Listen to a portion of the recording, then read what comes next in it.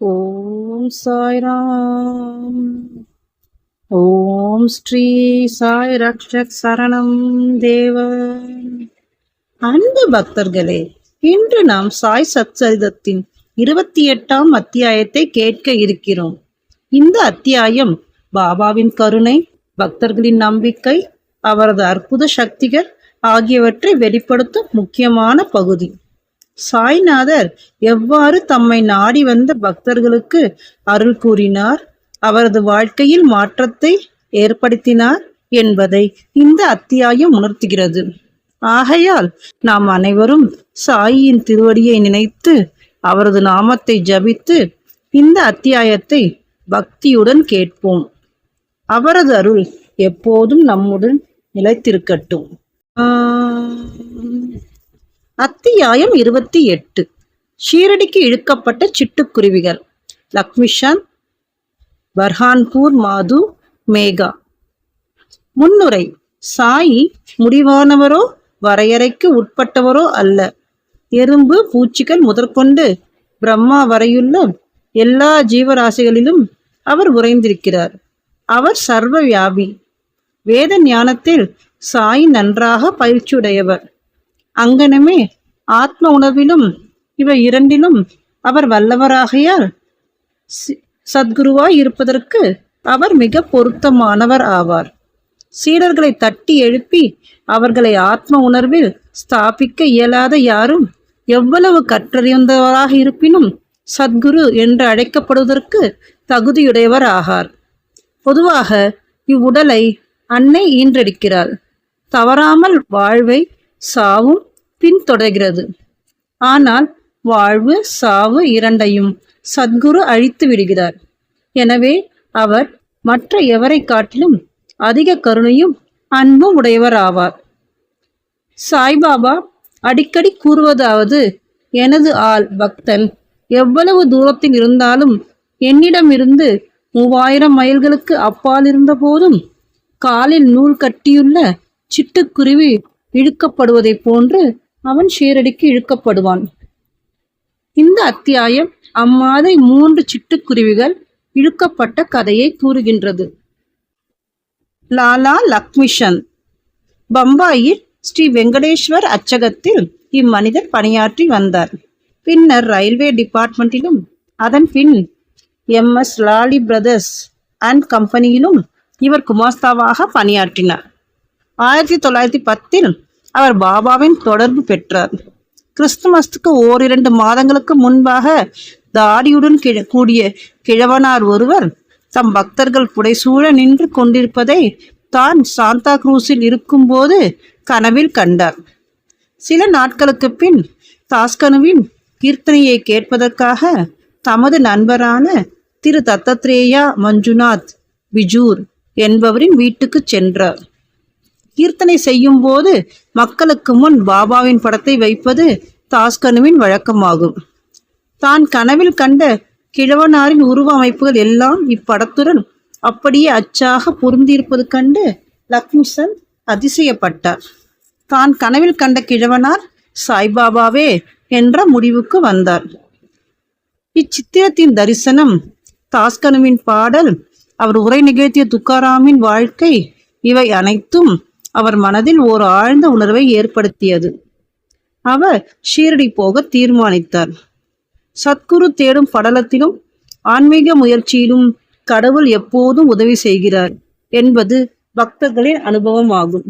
அதே நாள் இரவு 8 மணி அளவில் சங்கர் ராவ் என்ற அவரது நண்பர் வீட்டுக்கதவை தட்டி ஷீரடிக்கு தன்னுடன் அவர் வருவாரா என்று கேட்டார்.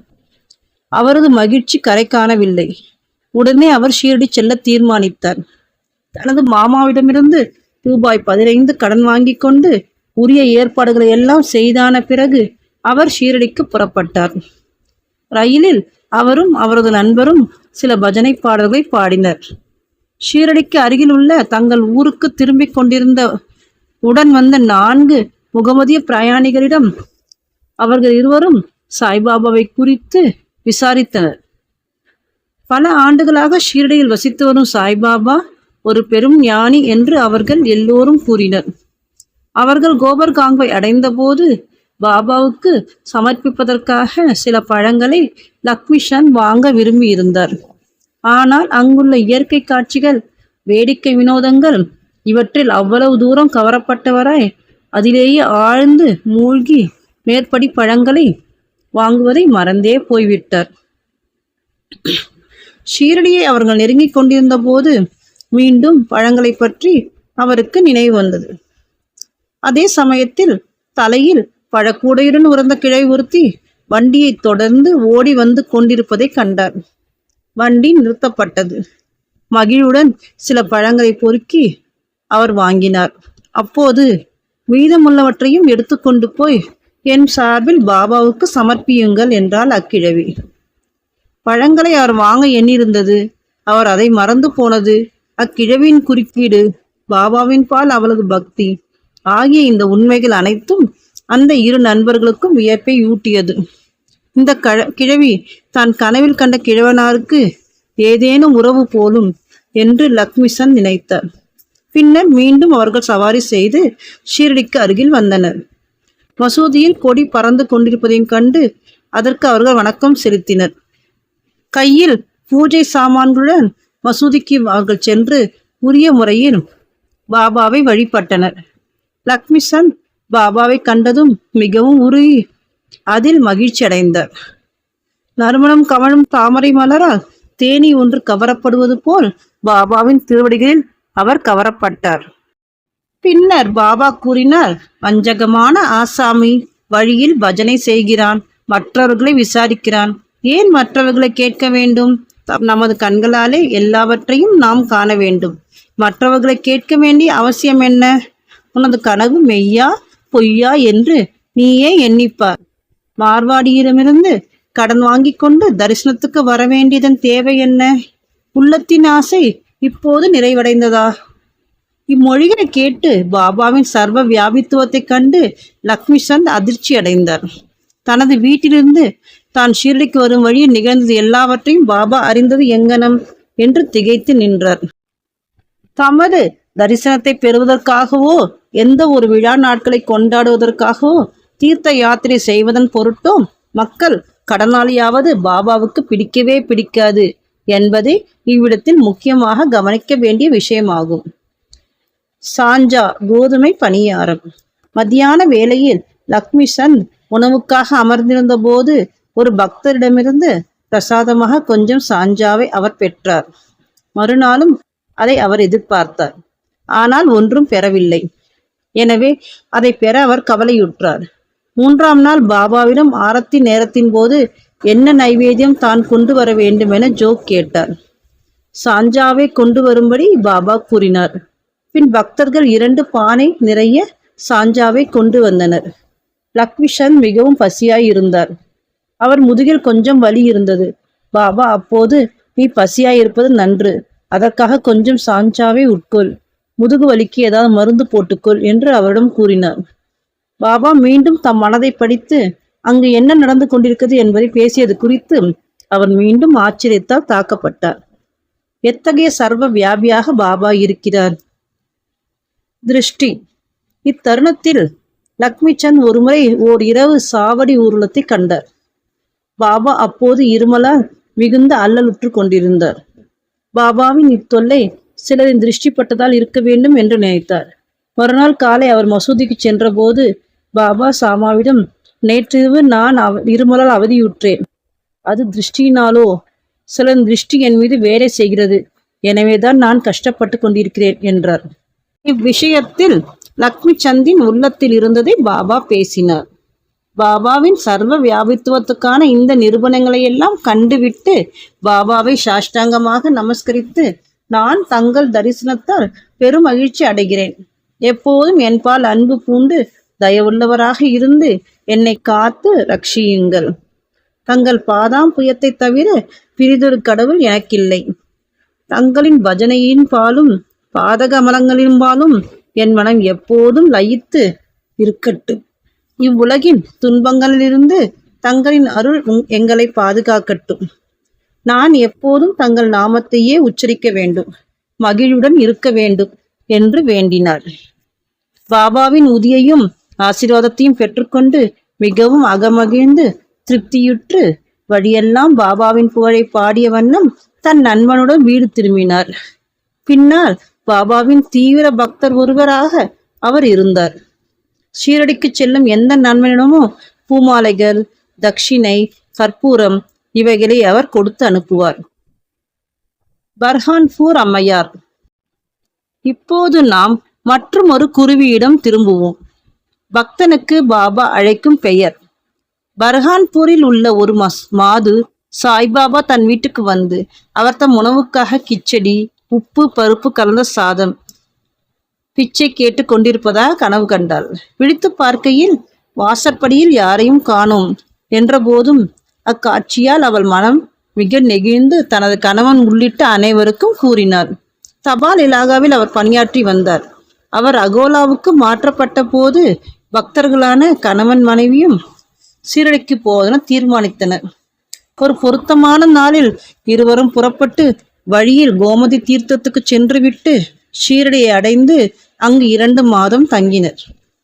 ஒவ்வொரு நாளும் அவர்கள் மசூதி அடைந்து பாபாவை வழிபட்டு காலத்தை சந்தோஷமாக கழித்தனர். அவ்விருவரும் கிச்சடியை நைவேத்தியமாக சமர்ப்பிக்க சீரடிக்கு வந்தனர். ஆனால் முதல் 14 தினங்களுக்கு என்ன காரணத்தாலேயோ அதை சமர்ப்பிக்க அவர்களுக்கு இயலவில்லை. அப்பெண்மணிக்கு இந்த காலதாமதம் பிடிக்கவில்லை. பின் 15வது நாள் அவள் தனது கிச்சடியுடன் மசூதிக்கு வந்தார். பாபாவும் மற்றவர்களும் ஏற்கனவே சாப்பாட்டுக்காக அமர்ந்து கொண்டிருப்பதையும் திரை தொங்கவிடப்பட்டதையும் கண்டார். ஆனால் அவளால் பொறுக்க இயலவில்லை. திரையை கையால் விலக்கிவிட்டு உள்ளே நுழைந்தாள். அப்பலகாரத்துடன் அவள் வந்ததும் பாபா மிகவும் மகிழ்ந்து கரண்டி கரண்டியாக கிச்சடியை உண்டார். இவ்விஷயத்தில் பாபாவின் ஊக்கத்தை கண்டு எல்லோரும் அதிசயம் அடைந்தனர். இந்த கிச்சடி கதையை கேட்பவர்களுக்கெல்லாம் பக்தர் மேல் பாபா கொண்டிருந்த அசாதாரண அன்பு உறுதியாயிற்று. மேகா. இப்போது நாம் 3வதும் பெரியதுமான சிட்டுக்குருவிடம் போவோம். ராவ் பகதூர் ஹரிவிநாயக் சாடேயின் பிராமண சமையல்காரன வீரம் காங்குவை சேர்ந்த மேகா என்பவன் எளிமை மிகுந்தவன், படிக்காதவன். அவன் ஒரு சிவபக்தன். நமச்சிவாய என்ற பஞ்சாட்சரத்தை அவன் சதாகாலமும் ஸ்மரித்து வந்தான். சந்தியாவை பற்றியும் அதன் முக்கியமான மந்திரமான காயத்ரியை பற்றியும் அவனுக்கு எதுவும் தெரியாது. சாடே அவனிடம் ஆர்வம் பூண்டு அவனுக்கு சந்தியாவையும் காயத்ரியையும் கற்பித்தார். ஷீரடி சாய்பாபா சிவனின் அவதாரம் என்று அவனுக்கு கூறி ஷீரடிக்கு அவனை புறப்படச் செய்தார். புரோஜ் ரயில் நிலையத்தில் சாய்பாபா ஒரு முகமதியர் என்று கேள்விப்பட்டான். அவனது வைதிகமான எளிய மனம் ஒரு முகமதியர் முன் வணங்குவதை குறித்து மிகவும் குழப்பமடைந்து தன்னை அங்கு அனுப்ப வேண்டாம் என அவனது எஜமானரை வேண்டிக் கொண்டான். ஆனால் அவரோ போக வேண்டியதை வற்புறுத்தி அவ்விடமிருந்த தனது மாமனாரான கணேஷ் தாமோதர் என்ற தாதா கேல்கருக்கு ஒரு கடிதம் கொடுத்து இவனை சாய்பாபாவுக்கு அறிமுகப்படுத்துமாறு அனுப்பினார். அவன் ஷீரடிக்கு சென்று மசூதியை அடைந்த போது பாபா மிகவும் கோபமாய் இருந்தார். அவனை மசூதிக்குள் நுழைய விடவில்லை. அந்த ராஸ்கலை வெளியே தள்ளு என்று கர்ஜித்தார். நீ உயர்ந்த ஜாதி பிராமணன், நான் கீழான முகமதியன். இங்கு வருவதால் நீ உனது ஜாதியை இழந்து விடுவாய். எனவே நீ போய்விடு என்று அவனை நோக்கி உரைத்தார். இவ்வுரைகளை கேட்டதும் மேகா நடுங்கத் தொடங்கினான். தன் மனதில் என்ன நிகழ்ந்து கொண்டிருக்கிறது என்பதை பாபா எங்கனம் அறியலானார் என்பது குறித்து அவன் ஆச்சரியப்பட்டு கொண்டிருந்தான். அவன் அங்கு சில நாட்கள் தங்கி பாபாவுக்கு தனக்கே உரிய முறையில் சேவை செய்து கொண்டிருந்தான். ஆனால் இன்னும் பக்குவம் அடையவில்லை. பின்னர் அவன் வீட்டுக்கு சென்று விட்டு திரியம்பகேஸ்வரத்தில் 1.5 ஆண்டுகள் தங்கியிருந்தான். மீண்டும் அவன் ஷீரடிக்கு வந்தான். இம்முறை தாதா கேல்கரின் குறுக்கீட்டால் மசூதிக்குள் நுழையவும் ஷீரடியில் தங்கவும் அவன் அனுமதிக்கப்பட்டான். மேகாவுக்கு பாபா உதவியது வாய்மொழி குறிப்புகள் எதனாலும் அல்ல. மேகாவின் மேல் அவர் மானசீகமான அருள் செய்தார். இதனால் மேகா பெருமளவு மாறுதலுற்று நன்மையடைந்தான். பின்னர் சாய்பாபாவை சிவனின் அவதாரமாகவே அவன் கருதலானான். சிவனை வழிபடுவதற்கு வில்வ இலைகள் தேவையாயிருந்ததால் மேகா ஒவ்வொரு நாளும் அவைகளை கொணர்வதற்காக மைல் கணக்கில் நடந்து சென்று தனது சிவனை பாபாவை வழிபடுவான். கிராமத்தில் உள்ள எல்லா தெய்வங்களையும் வணங்கிய பின்னர் மசூதிக்கு வந்து பாபாவின் ஆசனத்துக்கு வணக்கம் செலுத்திய பின்னர் அவன் பாபாவை வழிபட்டு சில சேவைகளை பாபாவின் பாதங்களை பிடித்து விடுவது செய்த பின்பு பாபாவின் பாதங்களை கழுவிய தீர்த்தத்தை பருகுவது ஆகியவை அவனது வழக்கம். ஒருமுறை கண்டோபா கோயிலின் கதவு சாத்தியிருந்ததால் அவன் அந்த கடவுளை வழிபடாமலே மசூதிக்கு வந்தான். பாபா அவனது வணக்கத்தை ஏற்றுக்கொள்ளாமல் கதவு திறந்திருக்கிறது என்று கூறி திருப்பி அனுப்பிவிட்டார். மேகா அங்கு சென்று கதவு திறந்தது கண்டு கண்டோபாவை வணங்கிய பின் வழக்கம் போல் பாபாவிடம் திரும்பி வந்தான். கங்கா ஸ்நானம். ஒரு மகர சங்கராந்தி தினத்தன்று பாபாவின் உடலில் சந்தனம் பூசி அவரை கங்கை நீரால் குளிப்பாட்ட மேகா விரும்பினான். இந்த செயல்முறைக்கு உடன்பட முதலில் பாபா மனமில்லாதவராய் இருந்தார். ஆனால் அவனது தொடர்ந்து வேண்டுதலின் காரணமாக அவர் சம்மதித்தார். கோமதி ஆற்றிலிருந்து புனித நீர் கொணர்வதற்காக அவன் 24 மைல்கள் போய் வர சென்று திரும்ப வேண்டும். அவன் நீர் கொண்டு மத்தியான ஸ்நானத்திற்காக எல்லா ஏற்பாடுகளையும் செய்துவிட்டு பாபாவை அதற்காக தயாராக இருக்கும்படி கேட்டுக்கொண்டான். ஒரு பக்கிரி என்ற முறையில் தனக்கும் கங்கை நீருக்கும் ஒன்றும் தொடர்பு இருக்கவில்லை என்றும் பாபா மீண்டும் அவனை இந்த குடிலிருந்து தப்பித்துக் கொள்ள வேண்டினார். ஆனால் மேகா அதற்கு செவி சாய்க்கவில்லை. கங்கை நீர் அபிஷேகத்தால் சிவபெருமான் மகிழ்கிறார் என்று அவனுக்கு தெரியும். அந்த நல்ல நாளன்று அவனது சிவனுக்கு பாபா அவன் அந்த அபிஷேகத்தை செய்தாக வேண்டும். பின்னர் பாபா சம்மதித்து கீழிறங்கி வந்து ஆசன பலகையில் அமர்ந்து தலையை முன்னால் நீட்டிக்கொண்டு, ஓ மேகா, இதையாவது தயவு செய்து செய்வாயாக. தலையே உடம்பின் பிரதான பாகமாதலால் தலைமேல் மட்டும் நீர் ஊற்று. உடம்பு முழுவதும் அப்படியே இருக்கட்டும். உடம்பு முழுவதும் குளிப்பதற்கு அது சமமாகும் என்றார். அப்படியே என்றான் மேகா. அவன் அபிஷேக கலயத்தை மேலே தூக்கி தலையின் மேல் ஊற்றத் தொடங்கினான். ஆனால் அப்படி செய்து கொண்டிருக்கும் போதே அன்பால் மிக உணர்ச்சி வசப்பட்டு ஹர் கங்கே என்று கூவிக்கொண்டு அவர் உடம்பு முழுவதும் நீரை ஊற்றிவிட்டான். கலயத்தை புறத்தில் வைத்துவிட்டு பாபாவை பார்க்க தொடங்கினான். அவனது வியப்புக்கும் ஆச்சரியத்துக்கும் ஏற்ப பாபாவின் தலை மட்டுமே நனைந்திருந்தது. உடம்பு ஈரமில்லாமலே இருந்தது. திரிசூலமும் லிங்கமும். பாபாவை மேகா 2 இடங்களில் வழிபட்டான். மசூதியில் நேரடியாகவும் வாடாவில் நானா சாஹிப் சாந்தோர்கர் அளித்த பாபாவின் பெரிய படத்தையும் பூஜித்து வந்தான். இதை அவன் ஓராண்டு காலம் செய்து வந்தான். பின்னர் அவனது பக்தியை மெச்சி அவனது நம்பிக்கையை உறுதி செய்வதற்காக பாபா அவனுக்கு ஒரு காட்சி நல்கினார். ஒரு நாள் அதிகாலையில் மேகா இன்னும் படுக்கையை விட்டு எழாமல் இருக்கையில் விழிப்புடன் ஆனால் கண்கள் மூடியிருந்த நிலையில் பாபாவின் உருவத்தை அவன் தெளிவாக கண்டான். அவன் விழித்திருப்பதை அறிந்த பாபா அவன் மீது அக்ஷதையை வீசி எறிந்து, மேகா, திரிசூலம் வரை என்று உரைத்து மறைந்து விட்டார். இவ்வார்த்தைகளை கேட்டு அவன் ஆவலுடன் கண்களை திறந்தான். ஆனால் அங்கு பாபாவை காணவில்லை. அக்ஷதை மட்டும் அங்கும் இங்கும் சிதறி கிடப்பதை கண்டான். பின்னர் பாபாவிடம் அவன் சென்று காட்சியை பற்றி கூறி ஒரு திரிசூலம் வரைவதற்கு அவரின் இசைவையும் கேட்டான். பாபா, திரிசூலம் வரையும்படி நான் உன்னை கேட்ட மொழிகளை நீ கேட்கவில்லையா? எனது மொழிகள் எப்போதும் பொருள் என்னும் சூழ் கொண்டிருக்கின்றன, ஒருபோதும் வெறுமையானதல்ல. மேகா, என்னை தாங்கள் எழுப்பியதாக கருதினேன். ஆனால் எல்லா கதவுகளும் மூடி இருந்ததால் அதை ஒரு காட்சியாக நினைத்தேன். பாபா, நான் நுழைவதற்கு எனக்கு எவ்வித கதவும் தேவையில்லை. எனக்கு எவ்வித உருவமோ நீளமோ கிடையாது. எப்போதும் எங்கும் நான் வசிக்கிறேன். என்னை நம்பி என்பால் லயமாகும் மனிதனின் எல்லா காரியங்களையும் பொம்மலாட்டத்தை போன்று நான் நின்று நடத்துகிறேன். மேகா வாடாவுக்கு திரும்பி வந்து பாபாவின் படத்தருகே சிவப்பு திரிசூலம் ஒன்றை சுவரில் வரைந்தான். மறுநாள் பூனாவிலிருந்து வந்து ஒரு ராம்தாசி பக்தர் பாபாவை வணங்கி அவருக்கு ஒரு லிங்கத்தை சமர்ப்பித்தார். இச்சமயத்தில் மேகாவும் அங்கிடம் வந்தான். பாபா அவனிடம், பார், சங்கர் வந்துவிட்டார், இப்போது அவரை காப்பாற்று, அதாவது வழிபடு. சூலத்தை லிங்கம் உடனே தொடர்ந்து வந்தது கண்டு மேகா அதிசயமடைந்தான். வாடாவிலும் கூட காக்கா சாஹேப் தீக்ஷித் குளித்த பின் கையில் துவட்டிய துண்டுடன் நின்று சாயியை நினைத்து கொண்டிருந்தார். இப்போது மனக்காட்சியில் அவர் ஒரு லிங்கத்தை கண்டார். அது குறித்து அவர் அதிசயப்பட்டு கொண்டிருக்கையில் மேகா அவிடம் வந்து பாபா தனக்கு பரிசளித்த லிங்கத்தை அவரிடம் காட்டினான். தான் காட்சியில் சில நிமிட நேரங்களுக்கு முன் கண்ட லிங்கம் இதனுடன் அச்சாக பொருந்தியிருப்பது கண்டு அவர் மிகவும் மகிழ்வுற்றார். சில நாட்களில் திரிசூலம் வரைவதும் முடிவடைந்தது.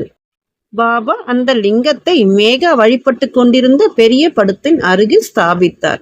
சிவ பூஜை செய்வது மேகாவுக்கு மிகவும் பிடித்தமானது.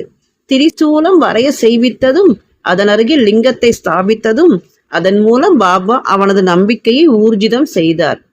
பல ஆண்டுகள் தொடர்ந்த சேவைக்கு பின்னர் ஒவ்வொரு நாள் மத்தியானமும் மாலையும் வழக்கமான வழிபாட்டையும் ஆரத்தியையும் செய்த பின்பு 1912 மேகா சிவபதம் அடைந்தான். பின்னர் பாபா தனது கைகளை அவன் உடல் மேல் தடவி இவன் என் உண்மை பக்தன் என உரைத்தார்.